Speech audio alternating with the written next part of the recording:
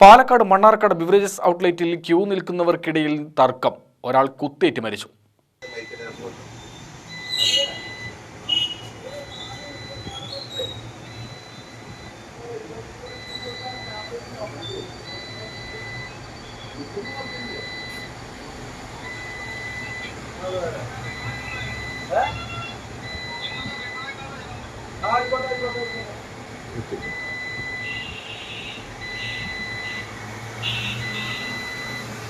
മണ്ണാർക്കാട് ബിവറേജസിന് മുന്നിൽ ക്യൂ നിൽക്കുന്നതിനിടയിലുണ്ടായ തർക്കത്തിൽ ബിയർ കുപ്പി കൊണ്ട് കുത്തേറ്റ് ഒരാൾ കൊല്ലപ്പെട്ടു.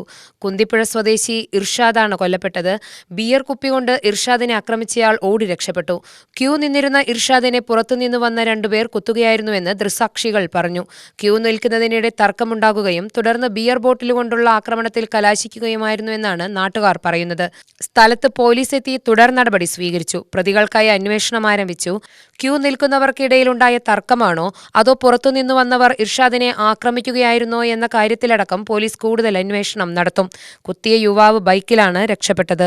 UTV news, Palakkad.